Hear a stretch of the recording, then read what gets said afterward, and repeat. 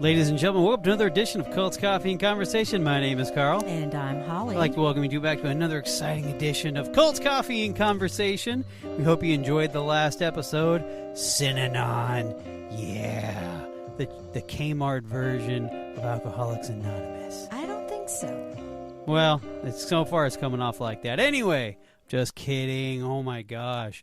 Everyone's getting all personal already. No, I don't understand the Kmart reference. From Target to Kmart? No, I don't understand it. You don't? Mm-mm. Oh, well, because see, what people with decent money or working class would go to Target. Oh.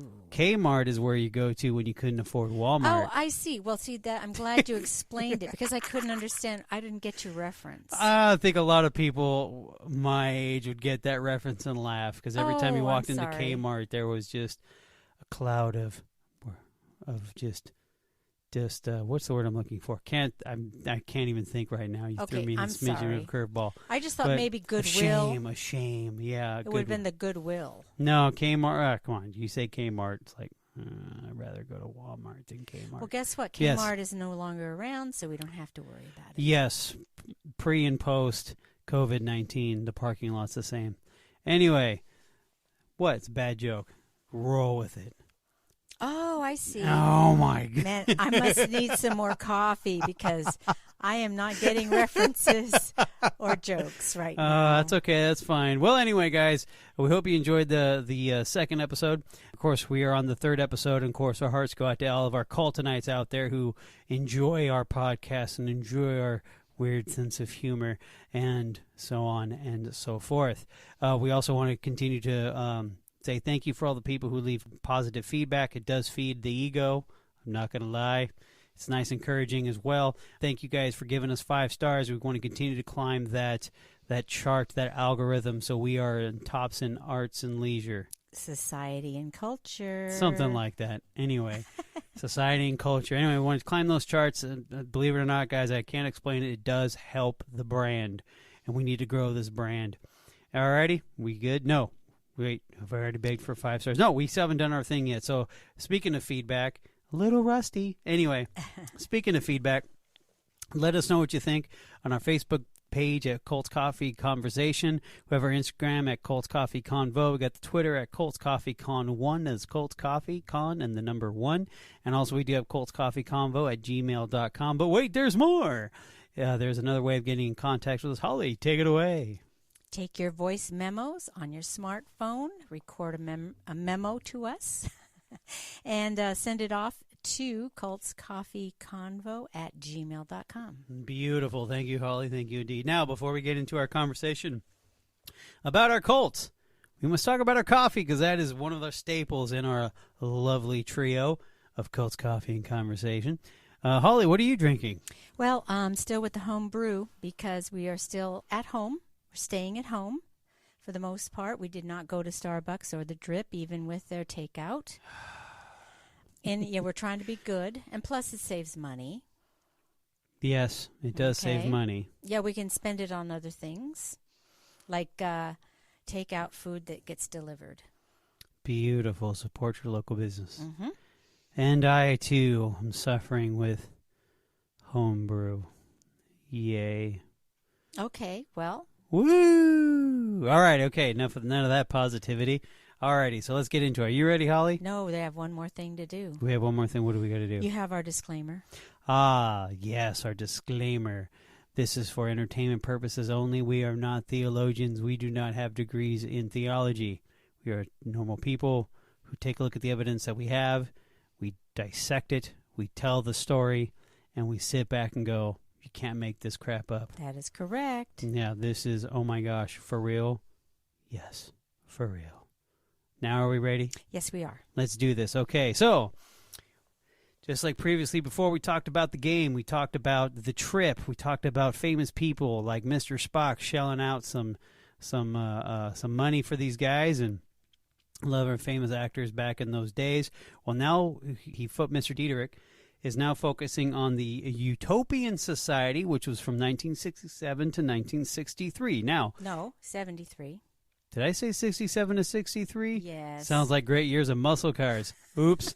I'm sorry. 1967 to 1973. Still pretty good years of muscle cars. But in 1967, that the program was not a success, and he decided to end the concept of graduation. Look at that. You can never leave. Take away the light at the end of the tunnel. Yes, that's like that Eagles song. You can check in anytime you want, but you can never leave. Actually, you can check in anytime you like, but you can never leave. And that is partly of Synanon, by the way, that song. Wow. Beautiful. Fun fact. I'm not a fan of the Eagles, so therefore I'm probably going to get some back. You don't like the Eagles? No, I don't. But my mother loves the Eagles, and so does my father. Holly, and so does Holly. Holly, do you like the Eagles? I do. Yes, do. you do. Of course you do. It is what it is. All righty. Taking away graduation. Now, without continued peer pressure, most addicts reverted on leaving. That's very interesting. Well, it's still that way, I would say. Probably. Mm-hmm.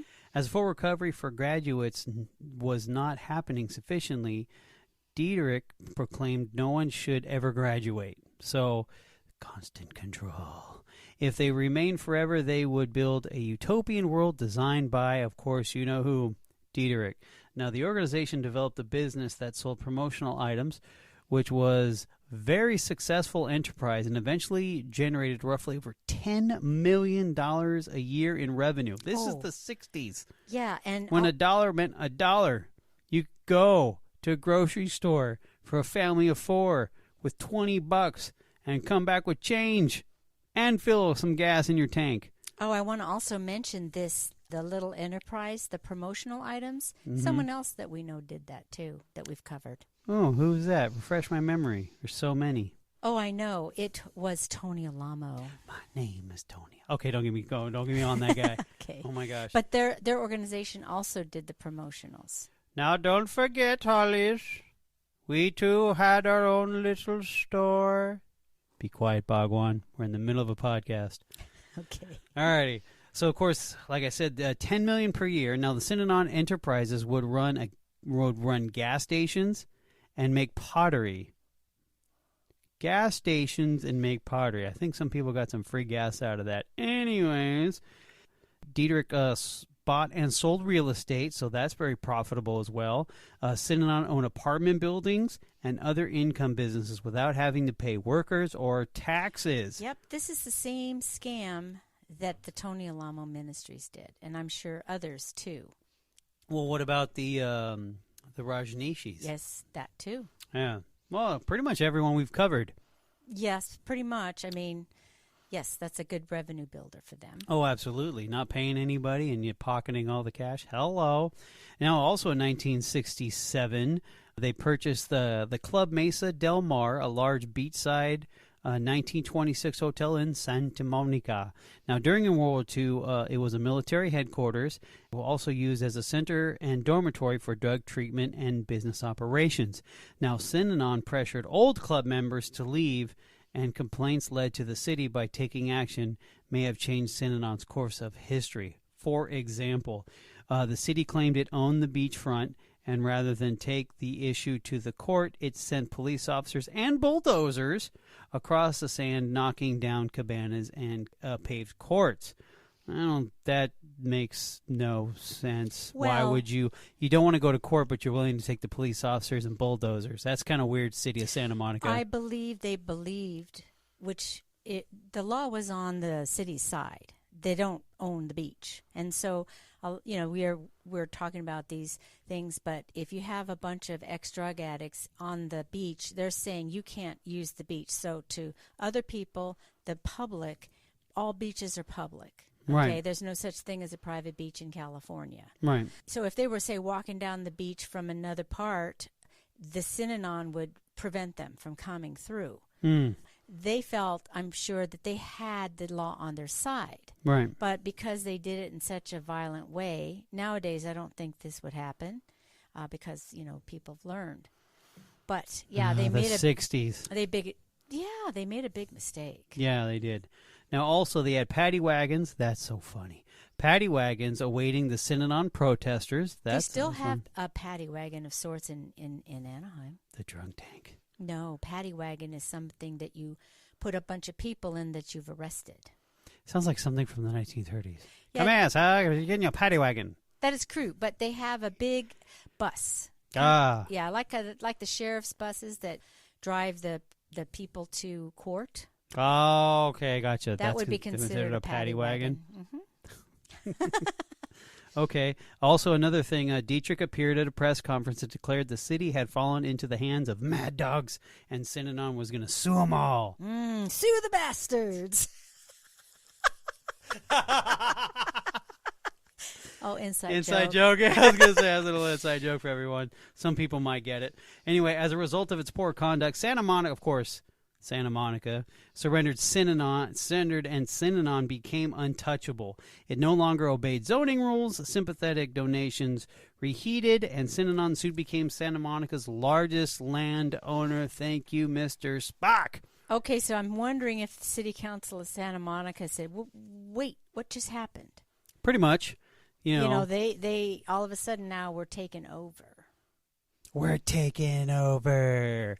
Beautiful. Now, of course, we did. Now, obviously, with all this money coming in, I'm pretty sure they did a lot of expansion. Yes. Now, Holly, we can talk about the expansions, the successes, and the failures. So, go ahead and give us a little taste. Okay, let me do some West Coast things. Synanon acquired a large industrial building in Oakland, California, transforming it into a residential facility for its members. Beautiful. California donated a block-long building in San Francisco. Way to go, California! Giving them a whole block in San Francisco. How much money that is? Well, I think it was perhaps something that needed to be renovated. Makes sense. Okay. San Diego, California. Synanon was successful in obtaining many properties in the downtown area. Now, in the 60s, downtown areas were kind of on the slide. They had what they called urban decay. Yes, just like when you watch the movie Taxi Driver and you see the Times Square, and it's definitely different than what it is now. Yeah, that was the time where I think they did a lot of buildings, in certain time periods in the 20s of the 1920s and 1930s and 40s, and by the time it came to the 60s, it was still, It hasn't changed. Yeah. Just decayed. They obtained many properties in the downtown area of San Diego, and when they tried to expand to the city of El Cajon, to St. John's Seminary, a Catholic seminary that had relocated to the University of San Diego, residents and parents of the Catholic school across the street protested to the City Planning Commission. So that did not go through. Now, this was a really interesting thing. The Nevada prison system had Synanon was able to get a program instituted in their prison system that had Synanon prisoners live together in their own cell block. An honor farm was established for 24 prisoners, and more funding was allocated. Wow.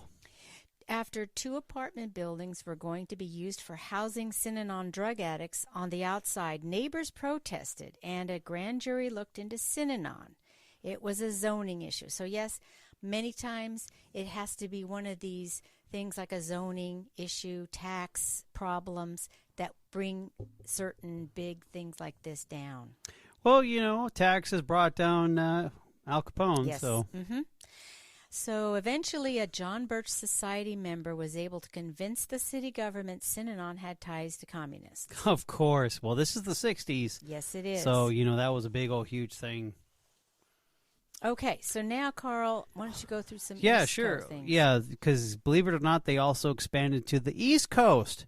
We have some East Coast information, which is including someone that some of you who enjoy sports and who's a historian of sports is a little bit involved. Now, in the state of Connecticut, Synanon rented large homes in affluent areas, meaning the wealthy, the big, huge, massive, like Connecticut houses are really nice, especially in those are like the, how you put this, like something you'd see in like colonial times where where it's like these like 50 acres and this huge mansion and kind of thing where it looks like stuff you see in movies. Okay. That's this area here. Now, They would pack them with attics, especially if you're a wealthy person. You would love that. Mm-hmm. The residents protested and gave Synanon publicity. Now, the donations came in, and a local judge upheld Synanon's claim that they are one family in a single-family dwelling. Later, Connecticut Supreme Court overruled the local judge, and Synanon moved to their New York campuses. Now, let's talk about the New York campuses. Now, the city of New York, overwhelmed by a drug-addicted population, a recruitment center was opened in a 3-story house in the east side, manned by 7 residents. Now, Synanon convinced local judges and probation departments to make referrals. In 1964, Synanon received 445 East Coast addicts in a 5-year claim to have rehabilitated 54% of them. Now, New York proposed to contract with Synanon for treatments of its addicts. Now, the idea being is to send them all to Santa Monica, but Los Angeles County moved to block the plan, fearing it might result in an influx of New York vast addict population. Yeah, now, so this sounds kind of familiar with the homeless, to where we're having in Orange County now, where it's rumored that the L.A. County would pack them up in buses, go down the 5 freeway, and drop them off. I thought it was the other way around. To my understanding, a lot of these people come from L.A. Oh, I thought that either way, it's a relocation of people that aren't desirable. Of course, New York sees an opportunity. Not only they're not getting out of New York City, they're also getting them out of the state. Mm-hmm. So, yeah, very interesting, and I don't blame L.A. for actually doing it. Now, also in May of 1966, here's where the sports references come. Jimmy the Greek, if you remember this, he's famous on, I believe it's on ABC. He was the sports guy. Also, a 30 for 30 documentary on ESPN, not a sponsor. They did a thing about Jimmy the Greek, so this is very interesting. He was dispatched to run a New York Synanon house at 35 Riverside Drive in Manhattan. Now, it was a reception center, also an embassy, as they want to call it, ready to ship addicts out to the West. Of course, Los Angeles could not block voluntary movement guaranteed by the United States Constitution. So they're shipping them out. Now, in San Francisco, Diederich had lunch at the Jack Tar Hotel in San Francisco with judges and 150 law enforcement and civic officials. Now, in October of 1963, to lay the groundwork for establishing a Synanon house there, he told the city leaders that once Synanon it would suck addicts off the street like a vacuum cleaner. And that's a quote. That is. That is a quote.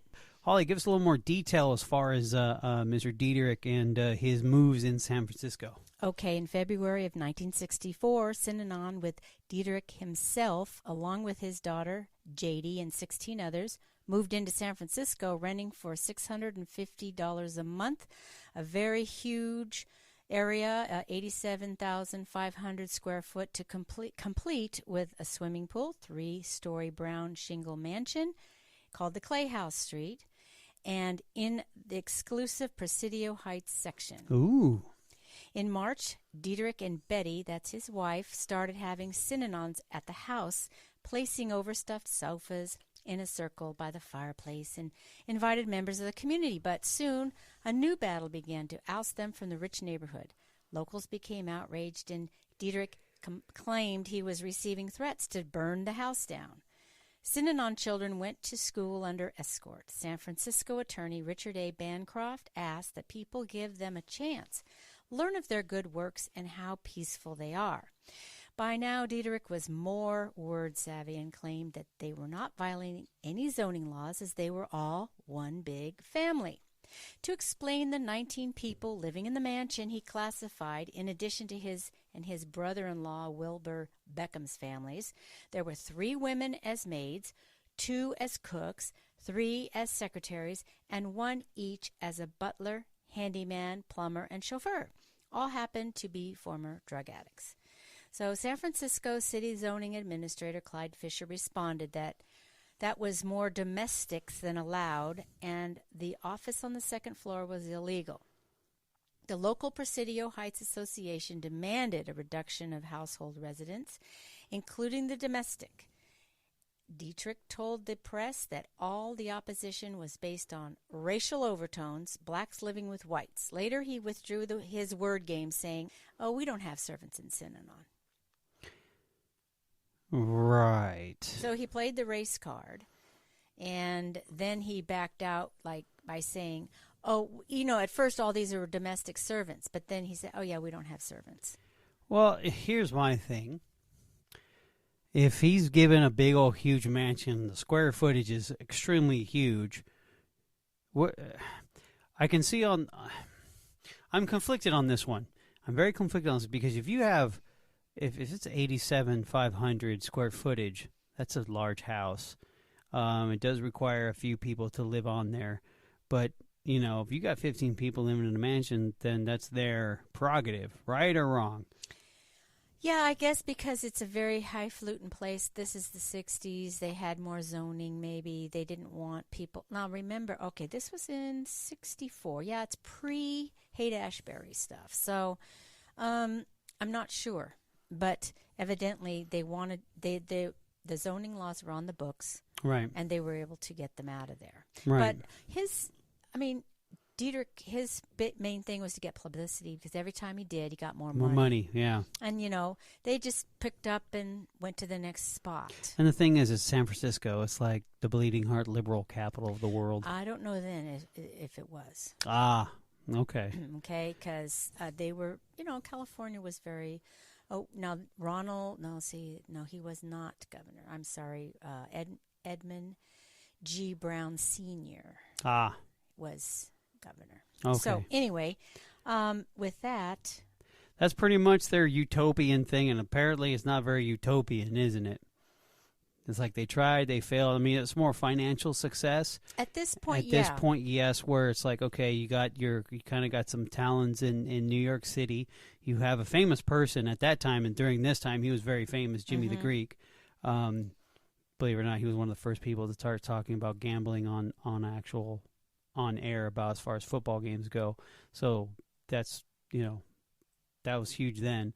But anyway, it looks like they're expanding and their expansion's very successful, but only to a certain point. So right, because at this point, their whole business is rehabilitating drug addicts. Yes. They're not getting a success rate. Even 50% is good, but I don't think it really was 50% is what they claimed. Yeah. So he's sort of stuck. So he's got to figure out the next level of what they're going to do. Yeah, I mean, when you take away graduation, what's the point? Well, no, because that just means you're there and you're going to start building something bigger than yourself. So, you're a drug addict. You probably burned everyone the whole situation. This is your final spot, resting spot. Yes, exactly. And, hey, if I can help out in this, in this organization, either if I'm sweeping or building something or cleaning, whatever or making it is, fruit salads or yes. Oh. Any of that kind of thing, right. Or giving money or going out getting money somehow and earning it and bringing it back, then that is something bigger than themselves and they feel like they're worthwhile. So be it. Now that's what he's using the people. Oh, at this point, 100%. All righty, guys. That's pretty much the skinny of it. I know you're like, that's not very long. Da-da-da-da-da. Guess what? It gets juicier when we start talking about 1974 and going forward. Yes. All righty. Well, once again, guys, we want to say thank you again for listening. Thank you for the 5 stars you've given us. We're begging for the 5 stars. We hope you enjoy what we're doing. Stay strong, guys. Keep your head up. Keep your chin up. Because let me tell you something. Some people are collecting unemployment, and I'm one of them at this moment because I got furloughed. So, I understand the struggle. But anyway, guys, like I said, keep the head up. Thank you for listening. More podcasts to come. And on that note, good night, Holly. Good night, Carl.